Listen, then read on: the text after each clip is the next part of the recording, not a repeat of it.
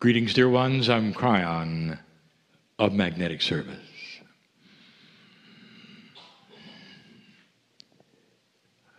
I would like to continue the message of this morning. The question, who do you think you are, became a statement. Who are you? Or this is who you are. And you hear it from the perspective of the Creator.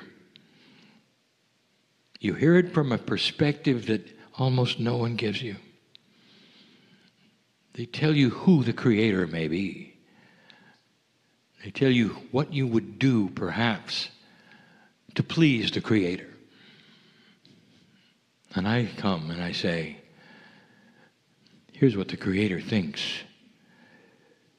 If you are a piece of everything that is, if you are as ancient as God, then inside you is the wisdom of the ages. Tapping into that is part of the evolution of human nature. These were the classes that were given today by my partner to show you some of the things in your future. But dear ones, you're not there yet. So we want to talk about some uncomfortable things. I want to talk about the struggle, the revelations, the changes that are occurring now. It's a current channel. It's not about the past. It's not about the future.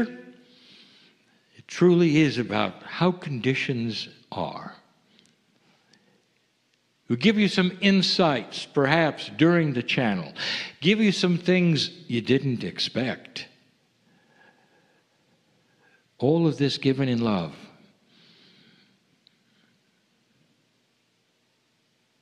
If you'll then review with me some of the things I gave you some time ago, and you'll compare today what's going on. I would like to tie the two together. I do this to validate that which was seen to that which is now. So you will understand there may be credibility when I tell you what the future may bring. We told you that the dark and light struggle on the planet is going to be enhanced. The struggle is going to be enhanced. When you turn on the light in a dark place, it starts to reveal all manner of things you never saw before. Especially if it has been dark for a very, very long time. Dear ones, we use the metaphor of dark and light for low and higher consciousness. A higher consciousness is one that sees above the things that a low consciousness would wallow within. Where integrity is high, and where the goal is far higher than anything that ever has been. Benevolence, compassion, solution, harmony. That is high consciousness. And it represents a consciousness of a human being who will see that in every aspect of their life. Do no harm. Have a benevolence that would say all solutions must have win-win in the discussion. That hasn't happened yet, but that's where it's going. And to go there, certain things have to change. When the shift occurred, we told you it would be a full year of recalibration before most of you could then come out of it and actually start working with the puzzle. And the puzzle is you've got more light than you think. And it's only a puzzle because the habits that you carry into the light are habits that you learned in the dark. So low consciousness is where you've lived and survived. It's also helped to give you self-worth issues, for you knew you were a high consciousness person in a low consciousness world. Suddenly, we are telling you that the world is starting to change and that the higher consciousness will eventually win, but in the process, there will be struggle. And the struggle will not necessarily be yours. It's going to be with the rest who have always been in the dark and have no idea that the light has come on. We told you to be wary and aware that darkness or low consciousness is going to be very aware of more light and will band together to frighten you. We told you about an army. You saw it. You've never had an army like this, a physical army of the dark, without borders. Imagine, the only thing the army was really together in was the promotion of fear. Keep it the way it was. Make the struggle the way it used to be. That army has come. We warned you about it. They don't even have a common language. They don't have that which is a country with any borders. They'll take whatever they can and exist and spread. We also told you they would be defeated. Today, the news. You will say, well, we've almost done it. We've almost defeated them. That's what you think in 3D. Because darkness is struggling. And they're not going to give up easy. And they're simply going to go to other ways and other places to do what they're going to do. The struggle is still here. Watch for things to pop up that will obviously be them in another form. They want to return this planet to a low consciousness overall planet without light starting to come, without evolution, without harmony and benevolence. They want to keep you in an old energy so that they can control you. And that comes with the wealth and the greed and the control that also accompanies low consciousness. You're starting to see it.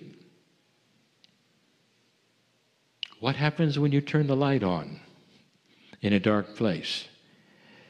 We also told you a phrase that we have used. No more fence sitting. We gave another phrase that said when everybody can talk to everybody, there can be no more secrets. That was given over a decade ago. What's happening today?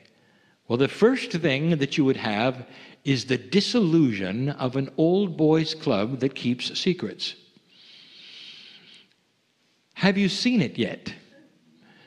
What happens is, without secrets, the ones who are doing things out of integrity will start to show.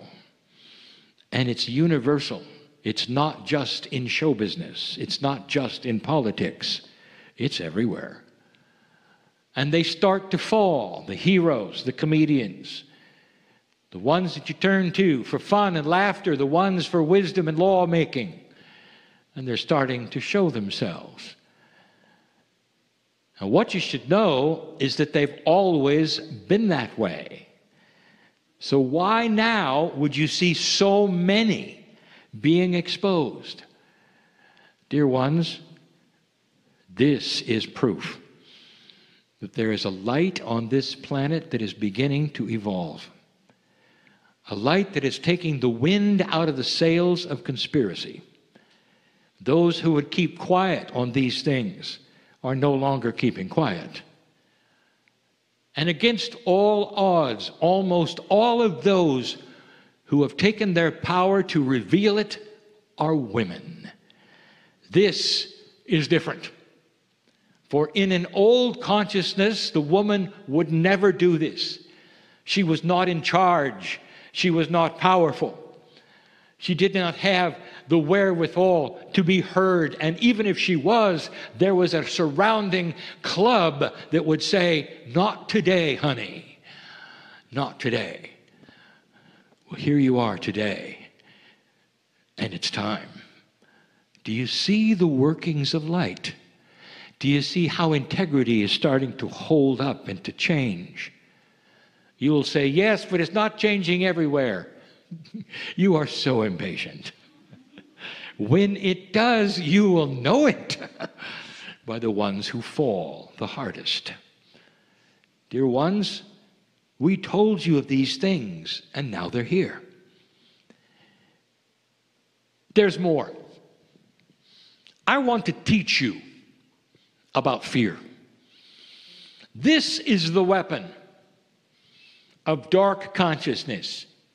If there is anyone on the planet, whether it's a leader or whether it's your next door neighbor, who wants to control you, light worker, all they have to do is to get you to fear. Fear is interesting. You call it an emotion, but it's not. No, it's a state of mind. That particular state of mind will be all-encompassing. And the result of that state of mind is that all other things will be erased and subjugated to fear. Logic goes away. All of the other emotions go away. Everything leaves and fear comes to the forefront. I'll give you some examples if you don't believe it. Because this is the weapon of the dark side of life. If they can get you to fear, they've got you. The mother gets the phone call in the middle of the night. Her teenage boy has not come home. She's worried. The voice at the other end says, "This is the police department." And everything from then on, she can't remember. It hits her in the stomach. What's happening next? What are the next words? What are they going to be? The fear of every mother. What are the next words? What are they going to be? And if she's not careful, that feeling in the pit of her stomach within 3 seconds will be in her brain. And she'll be unable to tell the police department her address, her phone number, or maybe not even her name. Because fear has taken over. And then the next words come. Well, we passed by a bar and your son had had too many beers. So we wouldn't let him drive home. We decided to take him home. We'll be there in about 10 minutes. And then it's okay. Do you see what I'm saying? You got 3 seconds between the point of origin to the point where it takes over. I'll give you a scenario. It's not that unusual today. You're flying in an airplane, and suddenly it hits one of these unusual void pockets of pressure. And the airliner drops 1,000 feet instantly. All of the carts between the aisles go to the ceiling. There are people who are screaming. There are those who are wetting their pants. Raw fear, raw in its very rawest form. Something is horribly wrong, everybody's going to die. That's what you think. Of course, at the lower altitude, you level out. You find out who's injured, pick up the pieces, land as soon as you can. It's happened over and over. And you're fine. Now, let me ask you a question. While you're falling 1,000 feet, let's interview some of these people. Here's Sally over here. Sally, what are you going to make for dinner tonight? Joe, what is your favorite movie? And that simply isn't possible because they're in fear, raw, consuming fear. Everything else has gone out the window in preferences, who they are, what's happening next. It has taken over completely and totally. My partner tells the story in one of his books. It was no accident that I had him on the plane, because there was a propensity, a potential for an engine to fail. And it did. And on the plane where he was with his computer open and working on a channel, the starboard engine at night caught on fire. It creates a stream of fire that is 4 times as long as the airliner. They're going very fast. Fire blows away very well. The people on the starboard side had the color drained out of them as they realized the point they were at of the potential of an exploding engine. What happened next, I want to tell you. My partner did not join the fear. This was his test. He knew very well that it wasn't his time. That was intuitive. It wasn't. The pilot instantly stopped the fire, pulled the bottles, as they say, and the engine was cold. But because now you were on one engine, you were required to land immediately, and they did. In those moments of terror, on the airplane, my partner watched what took place. He saw that most of the people lost all sense of anything but fear. What he did to sustain himself during moments that were challenging was to write about it, and he did. He had his computer open, and he wrote about what he saw. He experienced what fear can do to people. One moment they're fine, and another moment they think they're dying. These are the kinds of things that the dark consciousness of this planet would love to give you. If they can frighten you enough, you won't be interested in anything spiritual. You don't want to talk to yourselves. You don't want to find the God inside. All you want to do is survive. This is a wonderful tool. There's ways of treating fear. Right ways and wrong ways, especially in low consciousness. In the battle, let me give you another example. This is not you. This is an example. The family is at the table. The brothers and sisters, many of them, are around the table. One little boy, he's about 9. He's difficult. He's a problem. He will do anything he can to be outside of the box.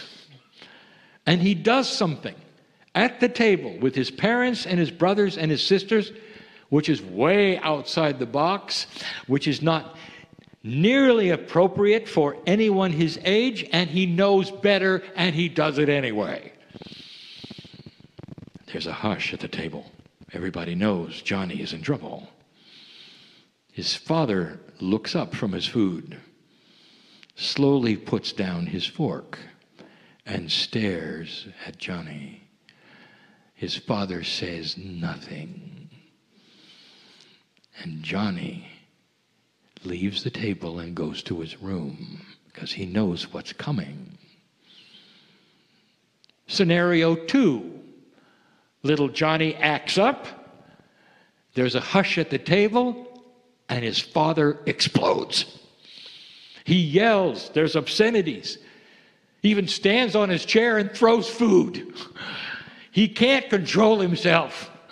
Go to your room. Little Johnny goes to his room laughing the whole way because he got what he wanted.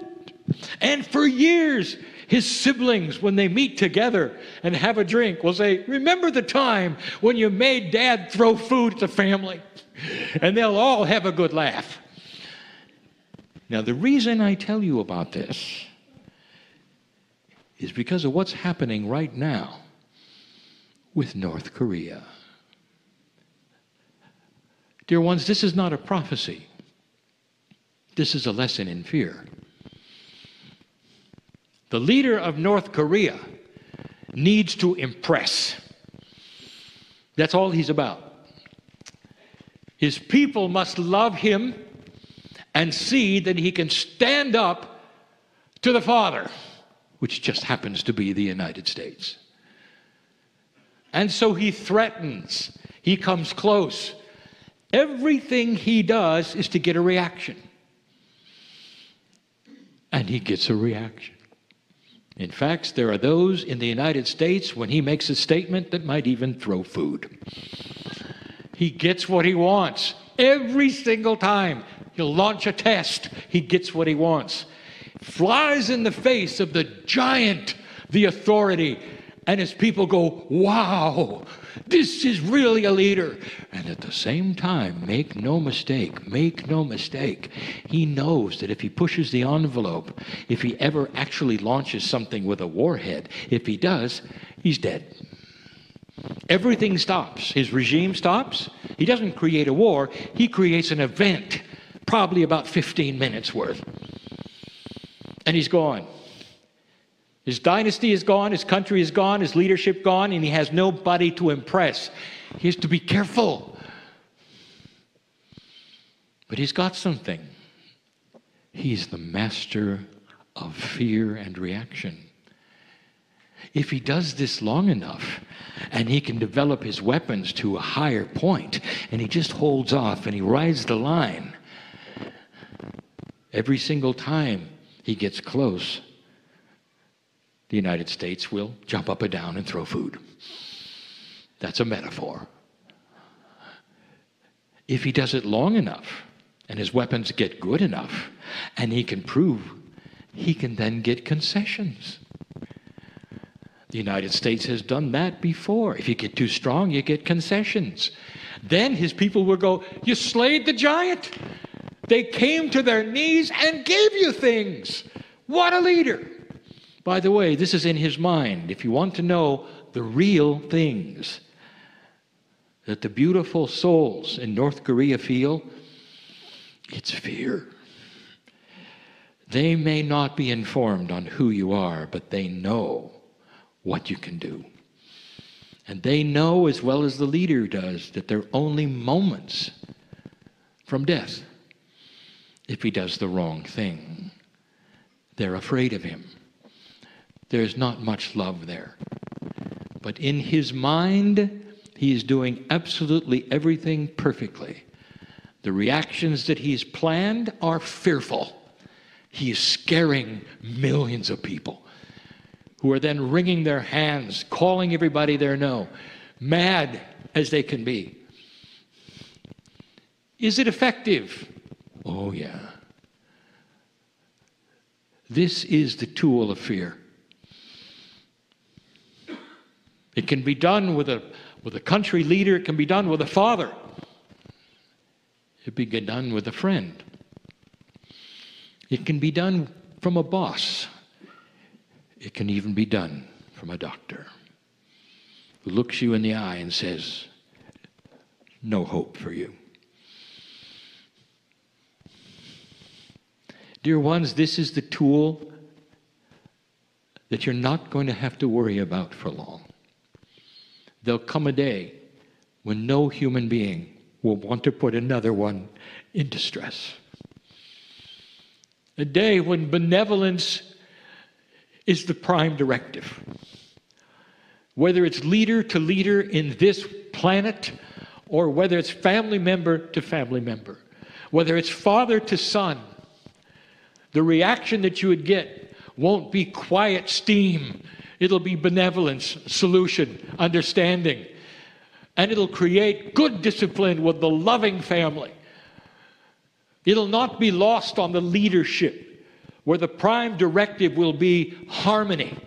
Different cultures, different ways of doing things, very, very different approaches, but with one prime directive, that you have a commonality of humanism. You don't kill each other.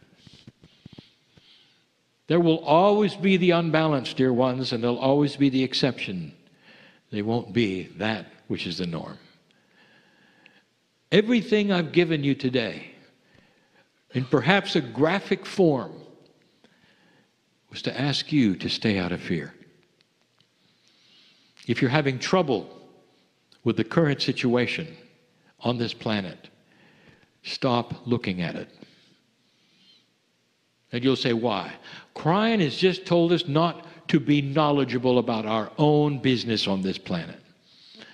I will tell you this, dear ones, if it makes you afraid, stop it. If you have the ability to see it for what it is, recognizing, oh yes, there are potentials that you haven't seen. What if he makes a mistake? What if he oversteps his bounds? What if?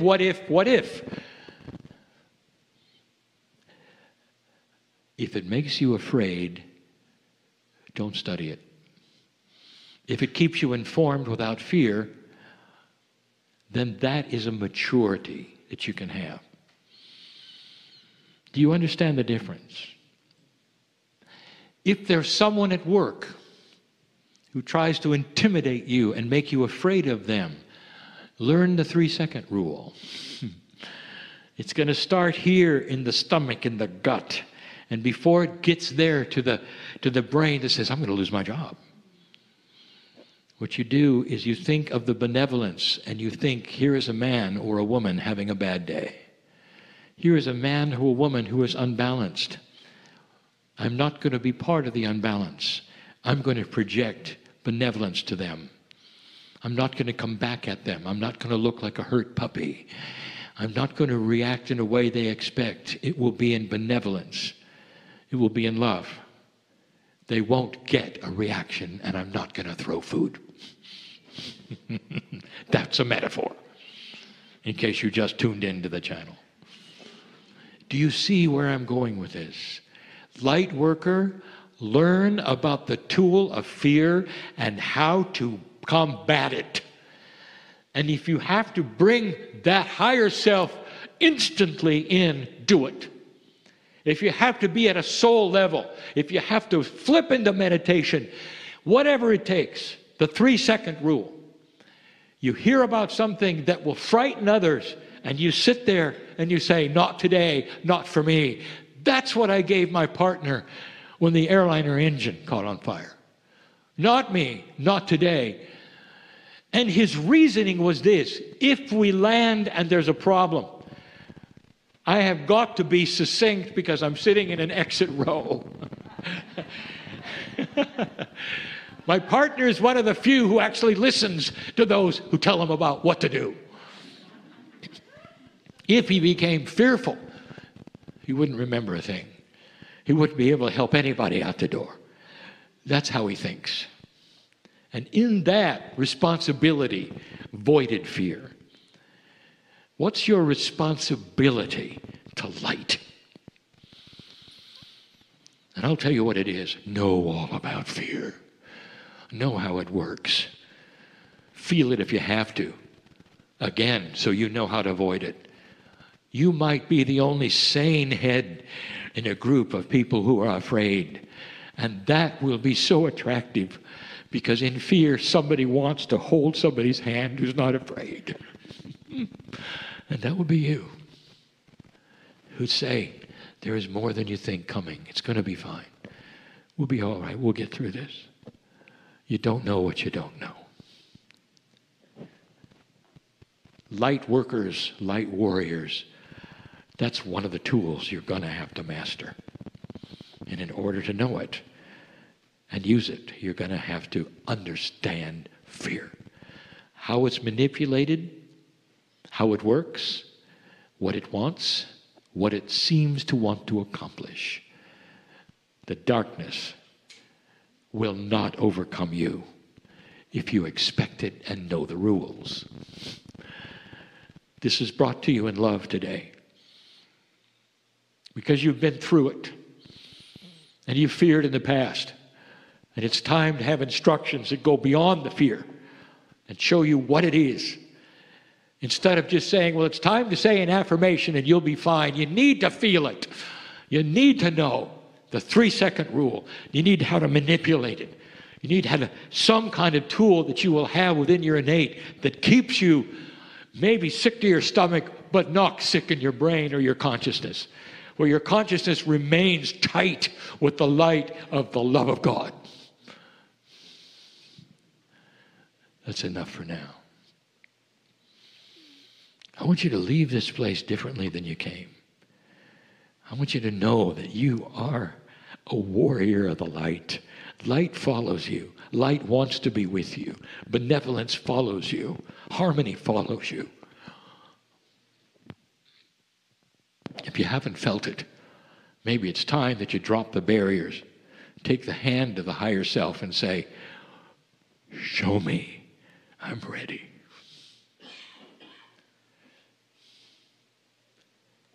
And so it is.